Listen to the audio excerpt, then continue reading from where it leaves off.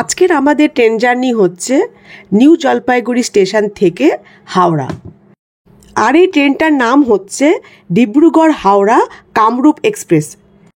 এই ট্রেনটি আসামের ডিব্রুগড় থেকে ছাড়ে, তারপর নিউ জলপাইগুড়ি হয়ে হাওড়া ঢোকে। আমরা যারা দার্জিলিং বেড়াতে যাই, যখন ফিরি, এই ফেরার পথেকার একটি অন্যতম ট্রেন হচ্ছে এই কামরূপ এক্সপ্রেস। যারা আমরা দার্জিলিংয়ের টিকিট পাই না, অনেকেই আমরা এই ট্রেনটিতে করে আসি কলকাতা। আজকের এই ভিডিওতে এই ট্রেন জার্নির সঙ্গে সঙ্গে আমরা দেখে নেব এই কামরূপ এক্সপ্রেস কীরকম ট্রেন, ভালো না খারাপ, দার্জিলিং মেল বেশি ভালো নাকি কামরূপ এক্সপ্রেস বেশি ভালো, সেটাও এই ভিডিওতে আমরা দেখে নেব। এই ট্রেন জার্নিতে আমার ব্যক্তিগত অভিজ্ঞতা আমি আপনাদের সঙ্গে শেয়ার করব, যাতে করে আপনারা বুঝতে পারেন এই ট্রেনটি কীরকম। আর প্রথমে আমরা দেখে নিই একটি গুরুত্বপূর্ণ জিনিস, যে এই ট্রেনে প্যান্ট্রি কার আছে কি নেই। চিন্তা করার কোনো কারণ নেই, এই ট্রেনে প্যান্ট্রি কার আপনি পেয়ে যাবেন। সুতরাং আপনি যদি ডিনার লাঞ্চ না নিয়েও ওঠেন, কোনো চিন্তা করার কোনো কারণ নেই। এখানে আপনি প্যান্ট্রি কার পাওয়া যাবেন, সেখানে আপনি ইচ্ছা মতো ডিনার লাঞ্চ অর্ডার করে খেতে পারবেন।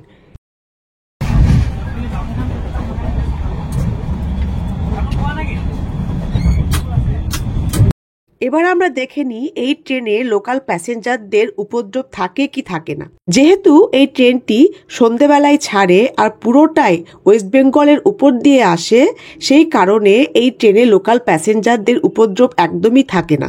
এসি বা স্লিপার ক্লাসে তো একদমই থাকে না। ট্রেনটি আসাম থেকে এলেও ট্রেনের প্যাসেঞ্জাররা যথেষ্ট ভালো আর ভদ্র।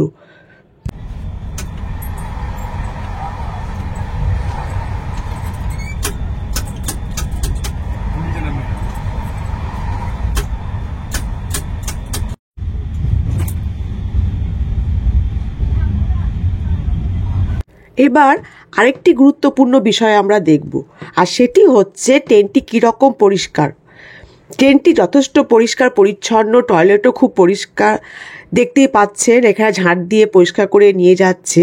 শুধু একবার নয়, আপনার জার্নিতে প্রায় অনেকবার এসেই এরকম করে আপনার সিটের নিচগুলো ভালো করে পরিষ্কার করে দিয়ে যাবে। টয়লেটও সকালবেলা ক্লিন করা হয়, যথেষ্ট পরিষ্কার পরিচ্ছন্ন।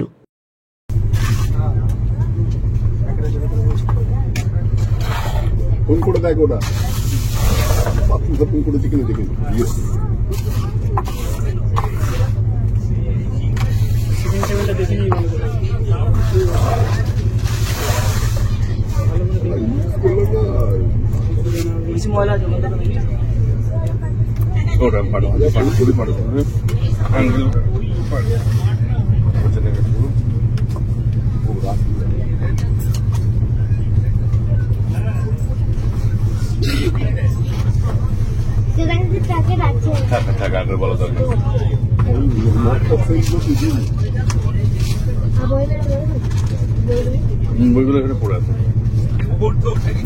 এবার আমরা দেখি যে এই ট্রেনের টাইম নিয়ে কোনো সমস্যা হয় কিনা, অর্থাৎ এই ট্রেনটি টাইমে আসে কিনা, লেট করে কিনা, এই সব কিছু এবার আমরা জেনে নেব। এই ট্রেনটির নিউ জলপাইগুড়িতে ঢোকার অ্যাকচুয়াল টাইম হচ্ছে সন্ধেবেলায় 5:25, আর এটির পরদিন সকালবেলায় হাওড়া ঢোকার অ্যাকচুয়াল টাইম হচ্ছে সকাল 5:10। এবার প্রশ্ন হচ্ছে যে এই ট্রেনটি আদৌ টাইমে আসে কিনা। এবার আমি আপনাদের সঙ্গে আমার ব্যক্তিগত অভিজ্ঞতা শেয়ার করব, সেটি শুনলেই আপনারা আপনাদের সব প্রশ্নের উত্তর পেয়ে যাবেন। আবার বল, উড়িয়াতে বল। কত কত স্পিড হয়েছে? কত মানে কত কত স্পিড কত কত স্পিড বলছি? কত কত স্পিড? আরে নেপালিতে বল কত স্পিড ছো? কত কত কত স্পিড? কত স্পিড আছে? বলে বলে বিরিয়ানি।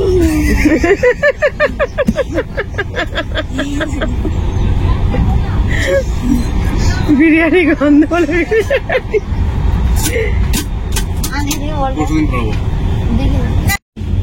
মাম্মা দেখো ছোট্ট করে ছবি ক্যামেরা দেখো। তোকে ধরছে, তোকে ক্যাপচার করছিস, তুই কি করছিস না করছিস না, তুই কি করছিস? বদমাশি করছিস, ঝুলছিস, লাফাচ্ছিস, বাজে বকছিস।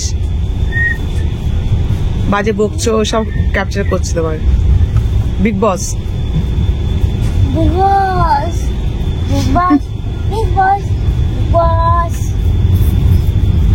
Big Boss আমি সালমান খান।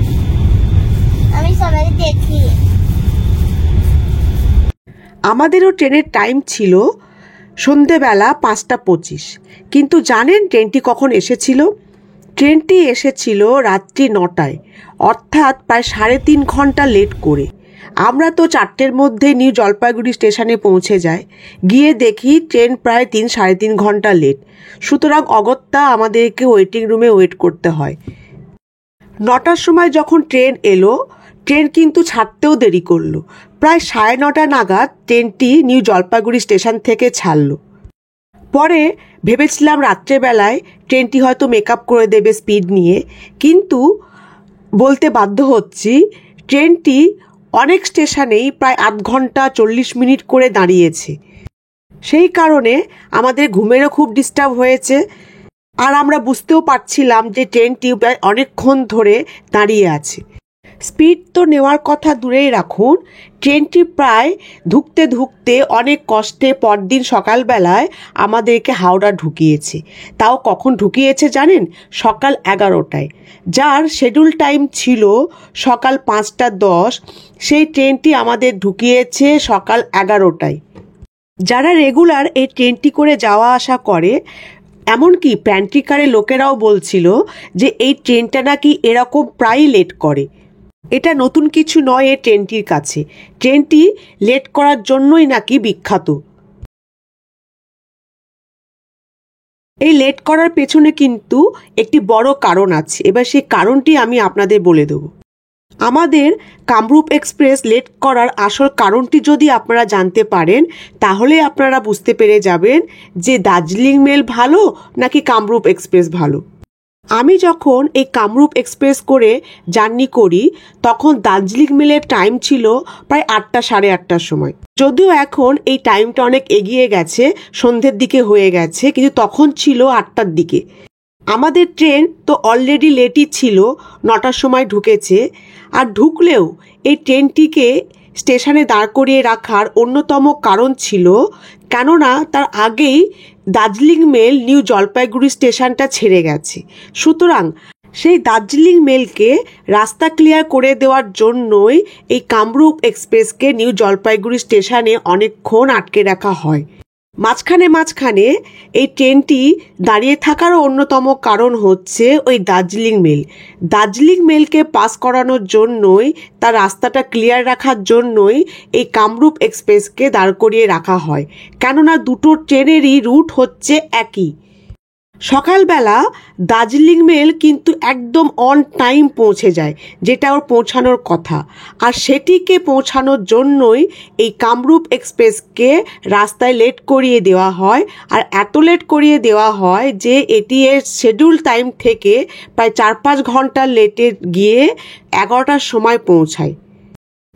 তার মানে বুঝতেই পারলেন যে যদি আপনাদের কাছে অপশান থাকে যে আপনারা কামরূপ এক্সপ্রেস করে আসবেন না দার্জিলিং মেলে করে আসবেন, তাহলে পরে আমি বলবো যে আপনারা অবশ্যই দার্জিলিং মেলের অপশানটাকে নেবেন। দার্জিলিং মেল হচ্ছে এই রুটের রাজধানী, সুতরাং এটিকে পাস করানোর জন্য বাকি সব ট্রেনগুলোকে কিন্তু দাঁড় করিয়ে রাখা হয়। আর দার্জিলিং মেল কিন্তু খুব কম লেট করে, শিডিউল টাইমে ছাড়ে আর শিডিউল টাইমে গিয়েই কিন্তু ঢোকে। গুড নাইট বলেছে, অনেকক্ষণ আগে শুয়ে পড়ো। কখন পৌঁছাবো? সকাল 8টায়। Good night. Good night. তাহলে ভিডিওটি দেখে চট করে ডিসাইড করে নিন আপনারা কোন ট্রেনের টিকিট কাটবেন। আর যদি ভিডিওটি ভালো লেগে থাকে আমার ভিডিওটিকে লাইক করবেন আর আমার কমেন্টে লিখে অবশ্যই জানাবেন ভিডিওটি কেমন লেগেছে।